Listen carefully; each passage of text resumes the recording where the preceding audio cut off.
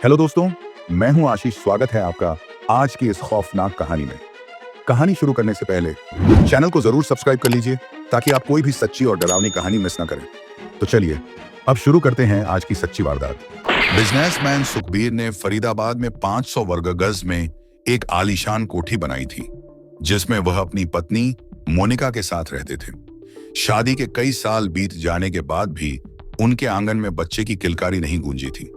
इसी दौरान ऐसा क्या हुआ कि किसी ने उनकी कोठी में घुसकर दोनों की हत्या कर दी। रात के लगभग 9:30 बजे का वक्त था, लेकिन कई बार कालबेल बजाने के बाद भी जब मोनिका ने दरवाजा नहीं खोला तो मनीष को कोफ्त होने लगी। उसे गुस्सा इस बात पर आ रहा था कि एक तो उसकी बहन मोनिका घर पर दूध लेने के लिए नहीं पहुंची थी, दूसरे जब वह खुद दूध देने के लिए आया तो कालबेल की आवाज सुनकर 10 मिनट बाद भी मोनिका और सुखबीर ने दरवाजा नहीं खोला था। आश्चर्य की बात यह थी कि घर का मुख्य द्वार भी अंदर से लॉक नहीं था। जीजा सुखबीर ने करीब 15 दिन पहले ही 40 लाख रुपए में ऑडी Q3 कार खरीदी थी। वह पोर्च में खड़ी थी। सबसे बड़ी हैरानी इस बात पर थी कि घर के अंदर और बाहर पूरी तरह अंधेरा था और एक भी लाइट नहीं जल रही थी। ये सब बातें ऐसी थीं कि कोफ्त होने के साथ साथ मनीष का मन आशंका से भी भर उठा था। बहन की इस लापरवाही पर उसे गुस्सा आ रहा था। मनीष ने दरवाजे को जोर जोर से पीटना शुरू कर दिया। 1 से 2 बार दरवाजे को जोर लगाकर थपथपाया तो अचानक दरवाजा खुल गया और वह अंदर दाखिल हो गया। अंदर घुप अंधेरा था। मनीष ने मोबाइल की टॉर्च जलाकर स्विच बोर्ड तलाश किया और ड्राइंग रूम की लाइट जला दी, जिससे कमरा रोशन हो गया। लेकिन इतना सब होने के बावजूद घर के भीतर कोई हलचल नहीं हुई तो मनीष का दिल किसी अनहोनी के डर से कांपने लगा, क्योंकि ड्राइंग रूम से लेकर कई जगह घर का सामान अस्त व्यस्त पड़ा था। वह दौड़ता हुआ उस कमरे तक पहुंचा जहां उसकी बहन मोनिका का बेडरूम था। उसने दरवाजे से लगे बिजली के स्विच बोर्ड से कमरे की बत्ती जलाई तो बेडरूम के अंदर का दृश्य देखकर उसके हलक से हृदय विदारक चीख निकल गई। कमरे के भीतर उसकी बहन मोनिका और जीजा सुखबीर के खून से लथपथ शव पड़े थे। दोनों के हाथ पांव और मुंह सर्जिकल टेप से बंधे थे। घर की अलमारियां खुली थीं और सारा सामान अस्त व्यस्त था। घर से लाए दूध का डिब्बा मनीष के हाथ से छूट गया और पिसाड़ वह जमीन पर दोनों हाथों से अपना सिर पकड़कर बैठ गया। कुछ देर बाद जब उसे होश आया तो वह घर से बाहर दौड़ा और खून चिल्लाता हुआ लोगों से मदद की गुहार लगाने लगा। कॉलोनी में रहने वाले लोग दरवाजा खोलकर घर से बाहर आए और मनीष से चिल्लाने का कारण पूछा। मनीष ने वह सब बयान कर दिया जो उसने अंदर देखा था। कुछ ही देर में वहां लोगों की भीड़ एकत्र हो गई। इसी दौरान मनीष ने गांव में रहने वाले अपने परिजनों को भी फोन कर दिया। थोड़ी देर बाद मनीष का पूरा परिवार, गांव में रहने वाले दूसरे रिश्तेदार, अड़ोस पड़ोस में रहने वाले लोगों की भीड़ सुखबीर के घर के बाहर जमा हो गई। मनीष ने सुखबीर के परिवार वालों को भी फोन करके इस बात की जानकारी दे दी थी। गांव वालों के कहने पर मनीष ने पुलिस कंट्रोल रूम को भी वारदात की सूचना दे दी। 11 अगस्त को जन्माष्टमी के दिन यह वारदात दिल्ली से सटे ग्रेटर फरीदाबाद के गांव जसाना में हुई थी। जिस गांव में वारदात हुई थी वह फरीदाबाद के तिगांव थाना क्षेत्र में आता है। सूचना मिलने के आधे घंटे बाद तिगांव थाने की पुलिस मौके पर पहुंच गई। सुखबीर के बड़े भाई ओमबीर और पिता रिचपाल भी अपने परिवार के साथ मौके पर आ गए थे। पुलिस ने सभी घरवालों से एक-एक करके पूछताछ शुरू कर दी। वारदात की जानकारी सबसे पहले मनीष को ही मिली थी, लिहाजा पुलिस ने सबसे पहले उससे ही पूरी का घटना का ब्यौरा हासिल किया। मनीष ने पुलिस को बताया कि उसकी बहन मोनिका 25 की शादी साल 2013 में मूल रूप से फरीदाबाद के ही फतेहपुर चंदीला गांव के रहने वाले सुखबीर के साथ हुई थी। सुखबीर को अपनी फैक्ट्री तक आने के लिए गांव से लंबी दूरी तय करनी पड़ती थी। उसका इलाका काफी भीड़ भाड़ वाला भी था, इसलिए उसने 2 साल पहले ससुराल वालों की मदद से जसाना गांव के बाहर एक नवनिर्मित बस्ती में 500 गज का प्लॉट लेकर उस पर 2 मंजिला आलीशान मकान बनवा लिया और मोनिका के साथ यहीं आकर रहने लगा। घर में सभी आधुनिक सुख सुविधाएं मौजूद थीं। छत पर एक्सरसाइज के लिए ओपन जिम भी बनवाया था। गांव का दामाद होने के कारण गांव के सभी लोग सुखबीर को पाहुना या रिश्तेदार कहकर संबोधित करते थे। सुखबीर मिलनसार और हंसमुख स्वभाव का था, इसलिए सभी उसकी बहुत इज्जत करते थे। उसकी बेदर्दी से हुई हत्या से सभी दुखी थे। करीब 15 दिन पहले ही सुखबीर ने ऑडी Q3 कार खरीदी थी। इस कार की कीमत 35 से 40 लाख रुपए है। कार लेने के बाद सुखबीर ने अपने घर पर इसकी पार्टी भी दी थी, जिसमें उसकी ससुराल वालों के अलावा घर के लोग भी शामिल हुए थे। सुखबीर ने अपने पिता व भाई की मेहनत व लपकता से गन के बूते काफी कम समय में अच्छी तरक्की की थी। गांव बड़खल में उनकी लिक्विड फीलिंग मशीनें बनाने की फैक्ट्री है, जिसे वे सब खुद संभालते थे। सुखबीर सीए भी कर चुका था, इसलिए फैक्ट्री के अकाउंट का काम भी वह खुद ही संभालता था, जबकि उसकी पत्नी मोनिका गृहिणी थी। सुखबीर के भाई ओमबीर और पिता रिचपाल सप्ताह में कम से कम एक बार सुखबीर और मोनिका का हालचाल लेने गांव जसाना जरूर जाते थे। फोन पर भी उनकी दोनों से रोजाना बातचीत होती थी। कुल मिलाकर सुखबीर के घर में काफी प्रेम था। पति पत्नी भी एक दूसरे से बहुत प्यार करते थे। बस कमी थी तो यह कि शादी को 7 साल होने के बावजूद सुखबीर मोनिका के घर में बच्चे की किलकारी नहीं गूंजी थी। 11 अगस्त को सुबह से ही सुखबीर के पेट में दर्द था, इसलिए मोनिका के कहने पर वह उस दिन फैक्ट्री नहीं गया और घर पर आराम करता रहा।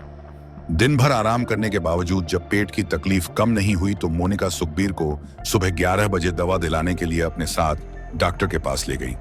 वहां से दोनों 1 घंटे बाद घर लौट आए थे। चूंकि जसाना गांव मोनिका का मायका था और घर में दूध का काम होता था, लिहाजा उसका दूध मायके से ही आता था। मोनिका रोज शाम को घर की डेयरी पर ही दूध लेने जाती थी, लेकिन 11 अगस्त को सुखबीर की तबीयत ठीक नहीं होने के कारण वह दूध लेने के लिए नहीं जा सकी। पिता रामबीर से उसने फोन करके कह दिया था कि शाम को कोई घर की तरफ आए तो खुद ही दूध भिजवा दें। रात को 9 बजे जब उनका छोटा बेटा मनीष गांव के घेर में सोने के लिए जाने लगा तो उन्होंने उससे कहा कि जाते वक्त दूध का डिब्बा मोनिका के घर पकड़ा देना। दूध का वही डिब्बा देने के लिए मनीष मोनिका के घर आया था, लेकिन वहां बहन और जीजा की लाशें देखकर उसके होश उड़ गए। जब वह घर पहुंचा तो देखा सभी लाइटें बंद थीं और अंदर दोनों की लाशें पड़ी थीं। रात के 12 बजे तक फरीदाबाद के पुलिस कमिश्नर ओपी सिंह और क्राइम ब्रांच के अधिकारी भी मौके पर आ गए। डॉग स्क्वाड के साथ फोरेंसिक टीम भी जांच पड़ताल में जुट गई। घर के हर कोने से बदमाशों की पहचान के लिए फिंगरप्रिंट तथा सबूत एकत्र किए जाने लगे। घर वालों से अब तक की पूछताछ में जो जानकारी हासिल हुई थी, उससे लग रहा था कि बदमाशों ने इस वारदात को लूटपाट के लिए अंजाम दिया था। सुखबीर व उसकी पत्नी इतने बड़े मकान में अकेले रहते थे। उनके घर तथा महंगी गाड़ी को देखकर किसी को भी उनकी हैसियत का अंदाजा लग सकता था, इसलिए पहली नजर में लग रहा था कि लूटपाट करने वाले बदमाशों ने ही वारदात को अंजाम दिया होगा। वैसे भी घर में जिस तरह से सारी अलमारियां खुली हुई थीं, घर के कीमती जेवरात लापता थे, उससे भी यही लगता था। जहां तक सुखबीर की किसी से रंजिश की बात थी तो परिवार वालों ने साफ कर दिया था कि सुखबीर की किसी से भी आज तक कोई रंजिश नहीं रही। बस एक बात ऐसी थी जिसने पुलिस को उलझा कर रख दिया था, वह यह कि अगर बदमाशों ने घर में घुसने के बाद सुखबीर तथा मोनिका को काबू में करके उनके हाथ पांव और मुंह सर्जिकल टेप से बांध दिए थे तो वे लूटपाट करने के बाद आराम से भाग सकते थे। बदमाश और लुटेरे आमतौर पर किसी की हत्या तभी करते हैं जब उनका विरोध होता है, लेकिन यहां तो सुखबीर तथा मोनिका के बंधे होने के कारण विरोध की संभावना ही नहीं थी। इसका मतलब साफ था कि बदमाशों को पता था कि अगर वे उन्हें जिंदा छोड़कर गए तो पकड़े जा सकते हैं। ऐसा भी तभी होता है जब बदमाश पीड़ित का कोई जानकार होता है। एक दूसरी बात यह भी थी कि बदमाश वारदात को अंजाम देने के बाद घर में लगे सीसीटीवी कैमरे का डीवीआर उखाड़ कर ले गए थे। ऐसा तभी होता है जब बदमाश पहचान वाला हो और सीसीटीवी की फुटेज से आसानी से पहचाने जाने के डर से आशंकित हो। मौके पर मौजूद पुलिस अधिकारियों को इस बात का पूरा यकीन हो गया कि हो न हो इस वारदात के पीछे सुखबीर या मोनिका के किसी जानकार का ही हाथ है। सुखबीर व मोनिका की हत्या सिर में गोली मारकर की गई थी। कई घंटे की जांच पड़ताल तथा परिवार वालों से की गई पूछताछ के बाद तिगांव थाना पुलिस ने सुखबीर व मोनिका के शवों को पोस्टमार्टम के लिए भी पड़ाव के अस्पताल भिजवा दिया और अज्ञात बदमाशों के खिलाफ भादनसंग की धारा 302, 395 के तहत मुकदमा दर्ज कर लिया गया। पुलिस कमिश्नर ओपी सिंह ने उसी रात इस केस को सुलझाने का जिम्मा क्राइम ब्रांच को सौंप दिया और एक विशेष टीम का गठन भी कर दिया। विशेष टीम में सीआईए सेक्टर 30 के in charge Vimal Kumar, sector 85 CIA प्रभारी सुमेर सिंह, डीएलएफ प्रभारी सुरेंद्र व एनआईटी क्राइम ब्रांच प्रभारी को शामिल किया गया। डीसीपी क्राइम मकसूद अहमद ने खुद इस केस की मॉनिटरिंग का काम संभाला और एसीपी क्राइम अनिल कुमार तथा एसीपी तिगाम को विशेष टीमों की अगुवाई करने का जिम्मा सौंपा गया। एसीपी धारणा यादव को भी विशेष टीम की अगुवाई करने का जिम्मा दिया गया था। मामला चूंकि सीधे पुलिस कमिश्नर की दिलचस्पी का केंद्र बन गया था, इसलिए अगली सुबह से विशेष टीम ने अलग अलग बिंदुओं को आधार बनाकर जांच पड़ताल करने का काम तेजी से शुरू कर दिया। बदमाश घर से कितनी नकदी व जेवरात लूट कर ले गए थे यह तो पुलिस को कोई नहीं बता सका, लेकिन यह साफ था कि घर में लूटपाट जरूर हुई थी। इतना ही नहीं, बदमाश सुखबीर व मुन्नीका के मोबाइल भी लूट ले गए थे, क्योंकि पुलिस को काफी तलाश करने पर भी मोबाइल घर में नहीं मिले थे। दोनों मोबाइल स्विच ऑफ आ रहे थे। घर से सुखबीर का लैपटॉप भी गायब था। इधर बदमाशों ने घर के सीसीटीवी कैमरे तोड़ दिए और डीवीआर उखाड़ कर ले गए थे, लेकिन पुलिस को यकीन था कि आसपास के किसी मकान में सीसीटीवी जरूर लगा होगा, जिससे बदमाशों तक पहुंचने में मदद मिल सकती है। पुलिस ने जब सीसीटीवी की जानकारी हासिल कर उन्हें खंगालने का काम शुरू किया, तो सुखबीर के मकान से 2 मकान छोड़कर एक दुकान के बाहर लगे सीसीटीवी की फुटेज में पुलिस को वह फुटेज मिल गई जिसमें बदमाश आते जाते दिख रहे थे। इस फुटेज से पता चला कि 11 अगस्त 2020 की दोपहर 1:37 पर 4 युवक 2 बाइकों से मकान के पास गली में आए। उन्होंने बाइकों को मकान से कुछ दूर खड़ा किया। वे घर के भीतर करीब 42 मिनट तक रहे, जिसके बाद वे 2:18 पर वापस जाते दिखे। 2 युवक पहले घर से निकले, जिन्होंने बाइक स्टार्ट की और मकान के पास आकर खड़े हो गए। कुछ ही देर बाद 2 युवक मकान में से भागते हुए आए और बाइकों पर बैठ गए, जिसके बाद वे फरार हो गए। वारदात की फुटेज और बदमाशों के सीसीटीवी कैमरे में कैद हो जाना पुलिस के लिए संजीवनी की तरह काम आया। पुलिस ने इन सीसीटीवी फुटेज को अपने कब्जे में ले लिया। हालांकि इन फुटेज में किसी भी मोटरसाइकिल का नंबर तो साफ नहीं दिख रहा था, लेकिन चेहरे रुमाल से ढके होने के बावजूद उन्हें पहचानने में कोई परेशानी नहीं थी। मोनिका व सुखबीर दोनों के घर वालों को बुलाकर पुलिस ने वह फुटेज दिखाई, तो मनीष ने देखते ही साफ कर दिया कि उन चारों बदमाशों में से एक बदमाश का हुलिया उसके बड़े भाई ब्रह्मजीत की पत्नी उषा, परिवर्तित नाम, के भाई विष्णु से काफी मिलता जुलता है। जब पुलिस ने उषा व ब्रह्मजीत को वह फुटेज दिखाई तो वे घबरा गए। उन्होंने बताया कि हुलिया विष्णु से मिलता जुलता जरूर है, लेकिन वह अपने ही जीजा की बहन के घर पर ऐसी वारदात क्यों करेगा। विष्णु के वारदात में शामिल होने की पुष्टि करने के लिए पुलिस ने मोनिका के घर वालों से विष्णु का फोन नंबर तथा घर का पता सब हासिल कर लिया। पुलिस ने विष्णु को दबोचने की तैयारी शुरू कर दी, लेकिन इससे पहले पुलिस ने विष्णु के फोन की कॉल डिटेल्स निकलवा ली, क्योंकि पुलिस यह विश्वास कर लेना चाहती थी कि जिस बदमाश के विष्णु होने की शंका जताई जा रही है वो असल में विष्णु है भी या नहीं। कॉल डिटेल्स सामने आई तो पता चला कि सीसीटीवी फुटेज में जिस वक्त 4 बदमाश सुखबीर के घर में वारदात करने के लिए घुसे थे, उस वक्त विष्णु के मोबाइल की लोकेशन सुखबीर के घर पर ही थी। इससे साफ हो गया कि इस वारदात में विष्णु शामिल था। पुलिस के लिए इस वारदात का खुलासा करने के लिए यह एक बड़ी लीड थी। पुलिस की एक टीम ने दिल्ली का रुख किया। विष्णु दिल्ली के भजनपुरा में रहता था। पुलिस की टीम ने उसे रात के वक्त सोते हुए उसके घर से ही दबोच लिया। विष्णु को फरीदाबाद के तिगाम थाने में लाकर जब उससे सख्ती से पूछताछ की गई तो उसने कबूल कर लिया कि सुखबीर व मोनिका की हत्या उसने मेरठ के किला परीक्षितगढ़ के रहने वाले अपने 3 साथियों के साथ मिलकर की थी। इस वारदात को उसने अपने जीजा यानी बहन उषा के पति ब्रह्मजीत के कहने पर अंजाम दिया। एक भाई आखिर अपनी बहन और उसके पति की हत्या क्यों करवाएगा? पुलिस को यह बात थोड़ी अटपटी लगी, लेकिन जब विष्णु से गहराई से पूछताछ हुई और उसने कारण बताया तो पुलिस भी चौंकी। पुलिस को यकीन हो गया कि ब्रह्मजीत ही इस हत्याकांड का असली मास्टरमाइंड है। लिहाजा पुलिस ने उसी रात ब्रह्मजीत को भी हिरासत में ले लिया। इसके बाद पुलिस ने ताबड़तोड़ छापेमारी शुरू की और जल्द ही विष्णु के तीनों साथी सोनू, यतिन उर्फ छोटू और कुलदीप कुमार उर्फ कैलाश सिंह को भी मेरठ से गिरफ्तार कर लिया। सभी आरोपियों से पूछताछ के बाद सुखबीर व मोनिका हत्याकांड की कहानी कुछ इस तरह सामने आई। सुखबीर चूंकि पिछले 2 साल से अपनी ससुराल जसाना में ही मकान बनाकर रहने लगा था, इसलिए अपनी ससुराल वालों के घर में उसका बेधड़क आना जाना था। पुराने और गांव देहात के लोग आज भी घर के दामाद को बड़ा मान देते हैं। सुखबीर की पत्नी मोनिका के 2 भाई हैं, मनीष और ब्रह्मजीत।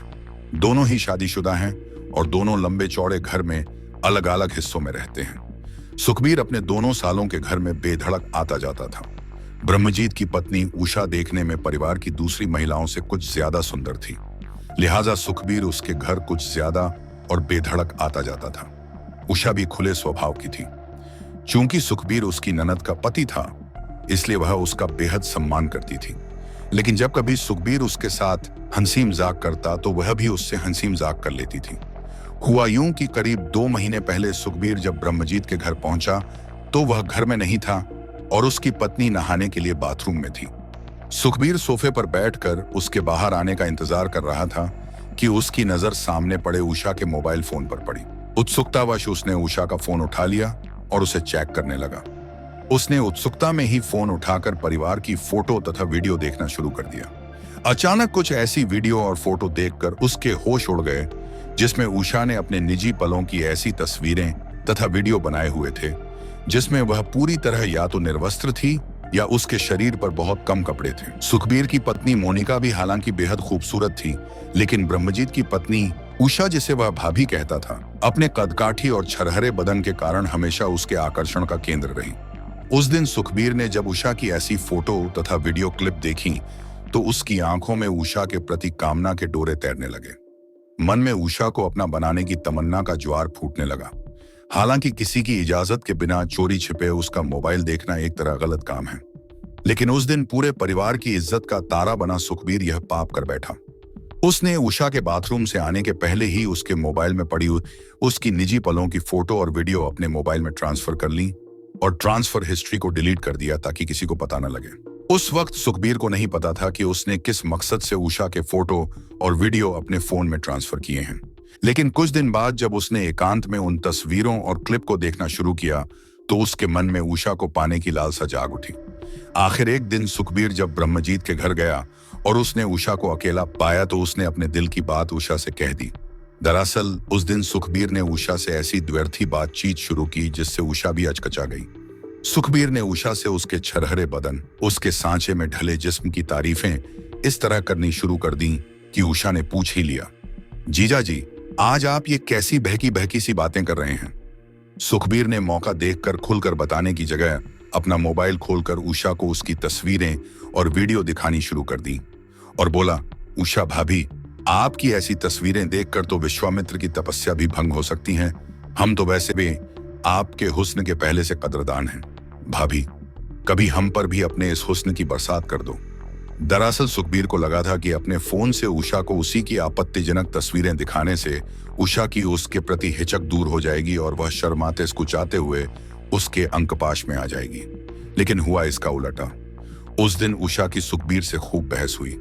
उसने सुखबीर की खूब लानत मलामत की और उसे चेतावनी दी कि अगर उसने अपने मोबाइल से चोरी से ट्रांसफर की गई उसकी फोटो और वीडियो डिलीट नहीं की तो इसका अंजाम बहुत बुरा होगा। सुखबीर को उषा के ऐसे रिएक्शन की उम्मीद नहीं थी, लेकिन उसे उम्मीद थी कि अगर वह थोड़ा सा और प्रयास करेगा तो उषा उसकी बाहों में जरूर आ जाएगी। उसने उषा की फोटो तथा वीडियो तो डिलीट नहीं की, लेकिन इसके बाद उषा से ऐसे वक्त पर फोन करके बातचीत जरूर शुरू कर दी जब वह घर में अकेली होती थी। वह सब बातें व्हाट्सएप कॉल के जरिए करता था। उसने उषा पर दबाव डालना शुरू कर दिया कि अगर उसने उसका दिल नहीं बहलाया तो हो सकता है वह उसकी ये फोटो और वीडियो कुछ ऐसे लोगों तक पहुंचा दे जिससे उसका जीना मुश्किल हो जाए और दुनिया भर में उसकी बदनामी हो जाए।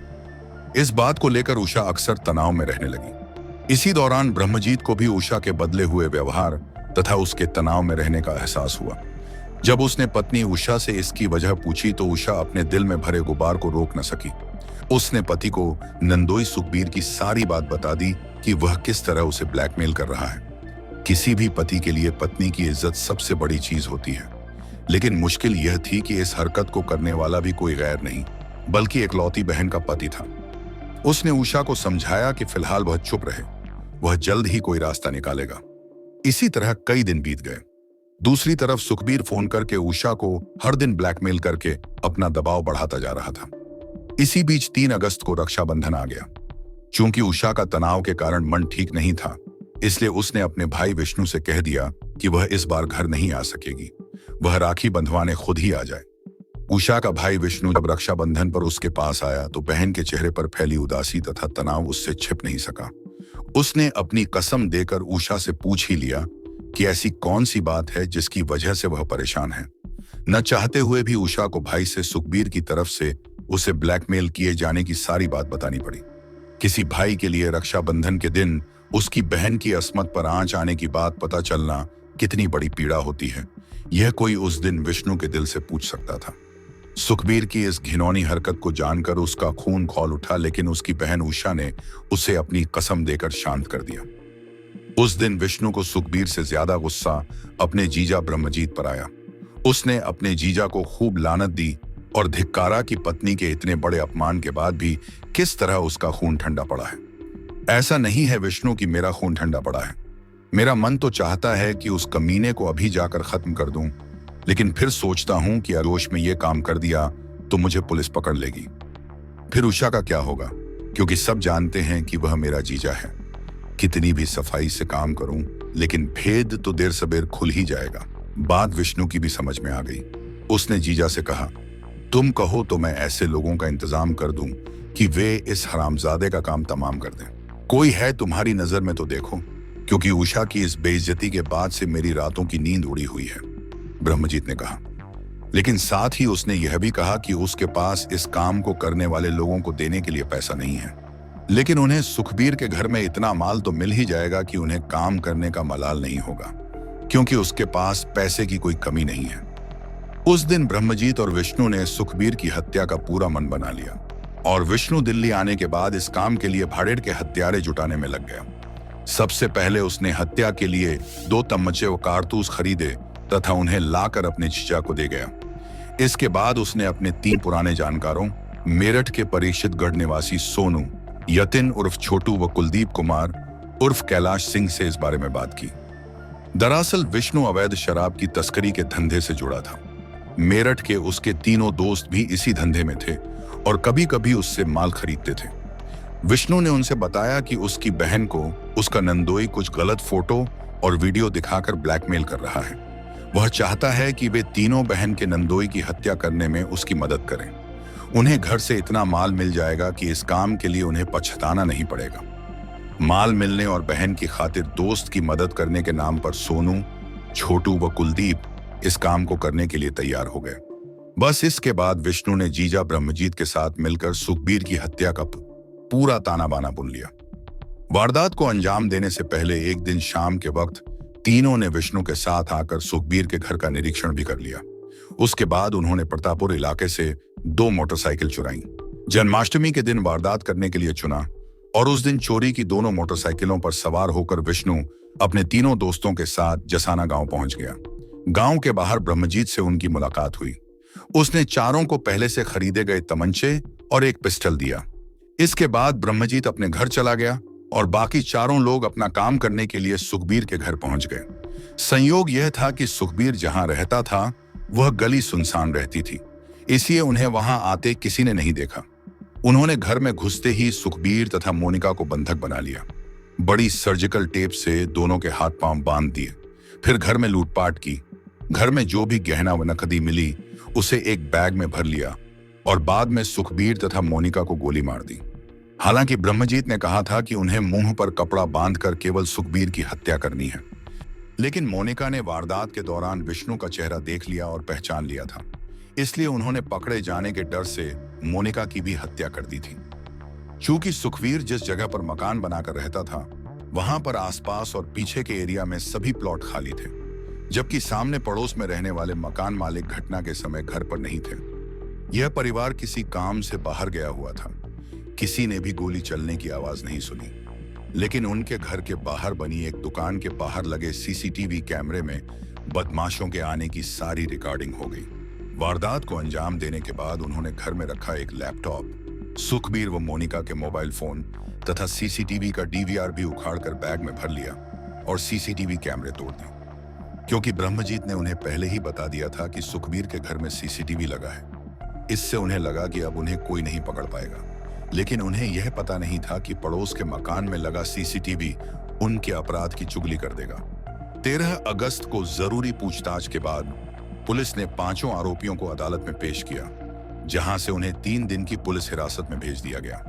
हिरासत में पूछताछ के बाद पुलिस ने उनकी निशानदेही पर हत्या में प्रयोग किए गए 2 देसी तमंचे, एक पिस्तौल, एक जिंदा कारतूस और एक चोरी की मोटरसाइकिल मेरठ शहर के पास मेन रोड पर झाड़ी से बरामद कर ली। दूसरी मोटरसाइकिल पास ही दूसरी झाड़ी में मिली, जो उन्होंने मेरठ के थाना प्रतापपुर एरिया से चोरी की थी। आरोपी विष्णु के घर से सैमसंग फोन, सोने की एक चेन और 1200 रुपए नकद बरामद किए गए। आरोपी कुलदीप से 1000 रुपए नकद, सोने के एक जोड़ी झुमके, चांदी की एक चेन उसकी बहन की ससुराल से बरामद की। आरोपी सोनू से एक लूटा हुआ लैपटॉप, एक मोबाइल फोन सिम कार्ड के साथ 2,000 रुपए नकद बरामद किए गए। आरोपी जतिन से सोने के एक जोड़ी झुमके, डकैती के 2,000 रुपए और वारदात में पहने हुए कपड़े बरामद किए गए। इसके साथ ही उसका खुद का एक मोबाइल और सिम भी बरामद किया गया। पूछताछ में विष्णु ने बताया कि हत्या के बाद सुखबीर का मोबाइल वह अनलॉक नहीं कर पा रहा था। सुखबीर के मोबाइल और लैपटॉप में उसकी बहन की अश्लील तस्वीरें थीं। इसी वजह से हत्या के बाद विष्णु उसे साथ ले गया था। पुलिस ने दोनों मोबाइल और लैपटॉप उसके पास से ही बरामद किए। सुखबीर की हत्या उसके ही घर में करने की प्लानिंग ब्रह्मजीत ने इसीलिए रची थी कि भाड़े पर लाए गए शूटरों को पैसे न देने पड़े। उन्होंने लूटा हुआ माल सुपारी के तौर पर शूटरों को ही रखने का लालच दिया था, लेकिन बदमाशों को दुर्भाग्य से वहां से ज्यादा नकदी और गहने नहीं मिले। ब्रह्मजीत ने ही उस दिन विष्णु को सुखबीर के घर पर होने की जानकारी दी थी। पुलिस ने 16 अगस्त साजिश की धारा जोड़कर 5 अभियुक्तों को अदालत में पेश किया, जहां से उन्हें नीम का जेल भेज दिया गया है। दूसरी तरफ मृतक सुखबीर के बड़े भाई सतबीर चंदीला ने मीडिया के सामने खुलासा किया है कि उनके भाई पर साले की पत्नी से ब्लैकमेलिंग का झूठा आरोप लगाकर जानबूझकर बदनाम किया है। उन्होंने बताया कि सुखबीर ने खुद अपनी पत्नी और ससुराल वालों से भाभी की शिकायत की थी कि वह उसे अश्लील तस्वीरें भेजती हैं। इस बात को लेकर रक्षाबंधन से पहले सुखबीर के ससुराल में तीखी नोकझोंक भी हुई थी। तो दोस्तों, ये थी आज की दिल दहला देने वाली खूनी सच की कहानी। अगर आपको ये कहानी पसंद आई हो तो वीडियो को लाइक जरूर करें, अपनी राय हमें कमेंट में बताएं और ये भी लिखें कि आप ये वीडियो कहां से देख रहे हैं। ऐसी ही और रहस्यमयी और सच्ची घटनाओं के लिए चैनल को सब्सक्राइब करना बिल्कुल ना भूलें। मिलते हैं अगली कहानी में एक नए रहस्य और सच्चाई के साथ। धन्यवाद।